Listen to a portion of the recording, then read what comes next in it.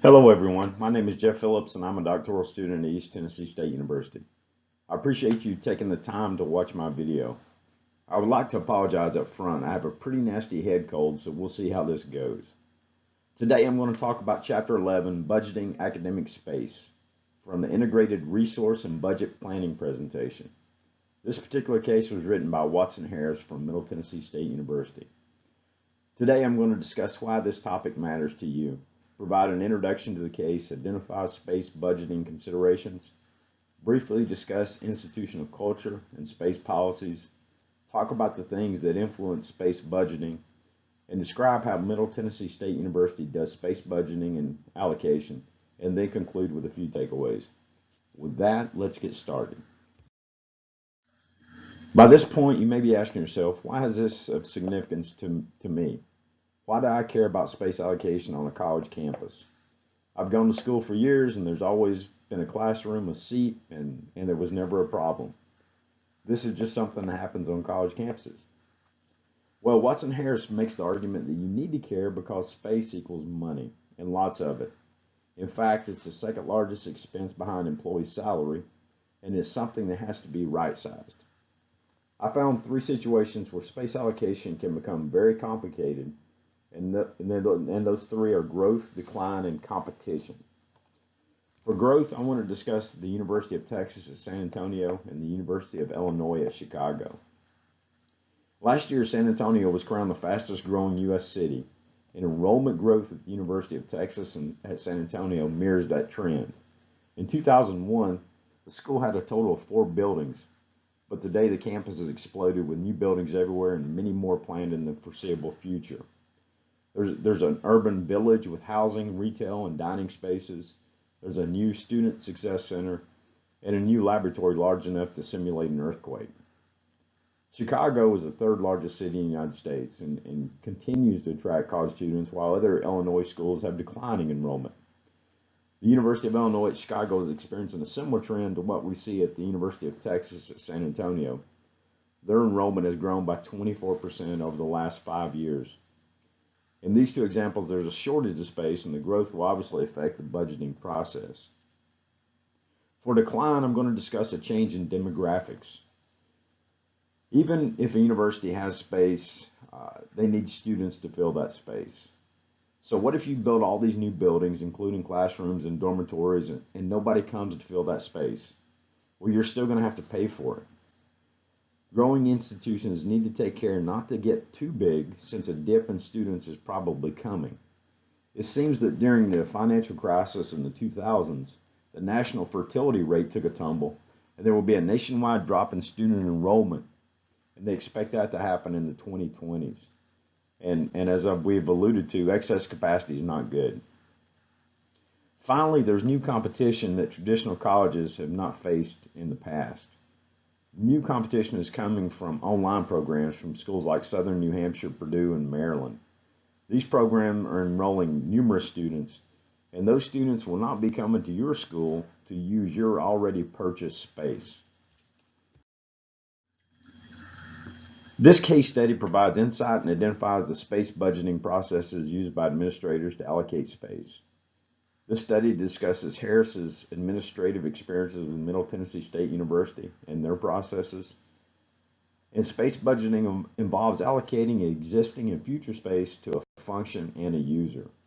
This is relevant to school administrators, and I'm betting that you probably haven't given it too much thought. On the screen, I'm showing you the roles of the financial budget. But as I mentioned earlier, space is equal to money, and in fact, it follows a very similar process.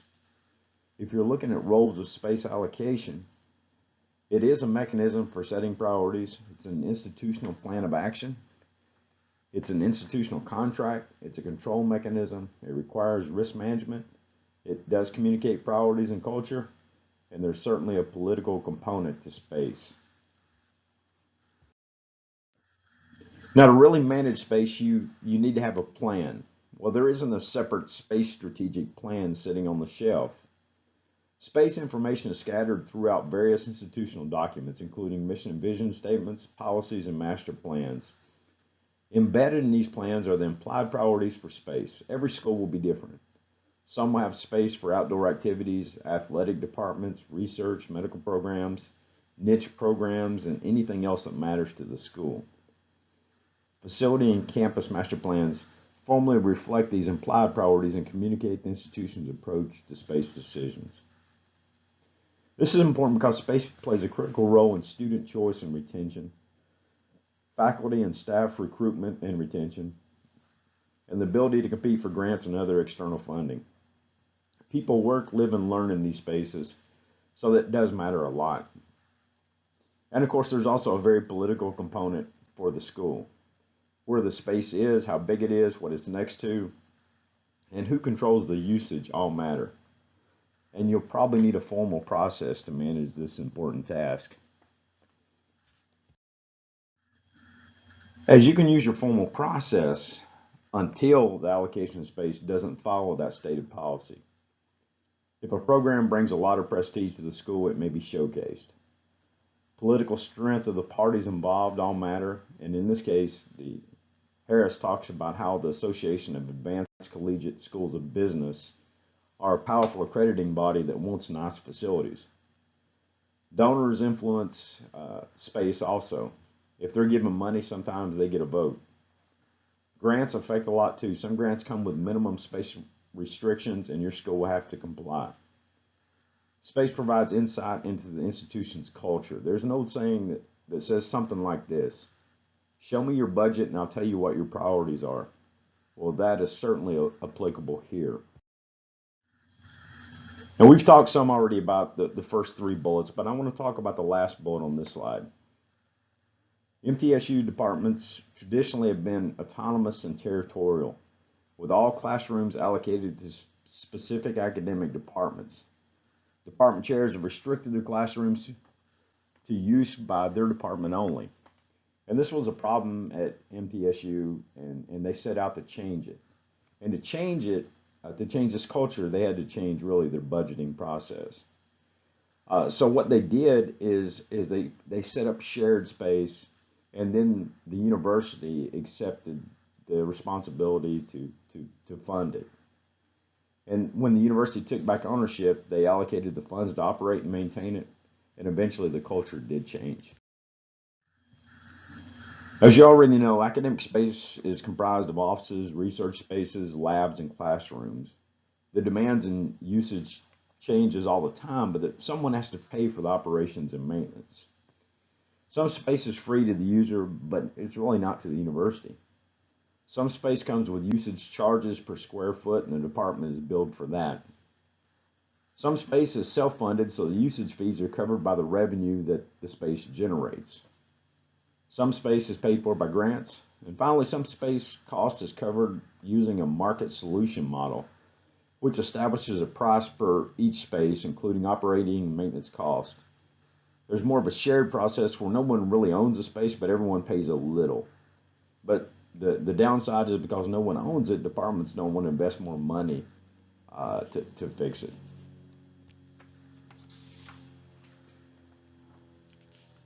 The purpose of this slide is to just remind you that there's both external and internal influences on space management.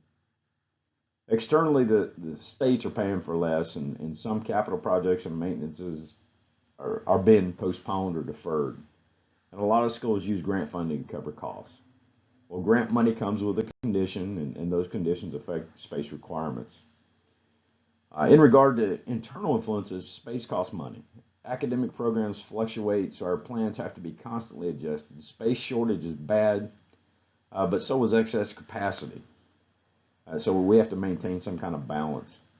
Finally, we have to keep coming back to the mission of the institution and make sure that we're putting our resources to support that mission. The mission of the strategic plan will help us know what is important. To budget and allocate space properly, we need to be collecting data. We need to turn that data into reports. We need to evaluate those reports, make decisions, respond to changing conditions, and finally, we need to benchmark our information. This is a lot to do, so MTSU developed the University Space Management website. It has all the applicable forms that you would need to request space, and then they stood up a space allocation group to help consider space requests and make recommendations to administration. The space allocation group helps to prioritize space requests and makes that recommendation and helps maintain visibility on all the programs. The presentation actually has several snapshots of what the website captures and shows the products that they produce and generate. It's pretty fantastic. If we want to talk about data collection just for a minute, for data collection, we need to know what kinds of space we control, how much we actually need, what policies, guidelines, classifications, and codes control what we do, and how often we need to update our data. We need good reports because we need to evaluate, make decisions, and really see how we measure up to similar schools.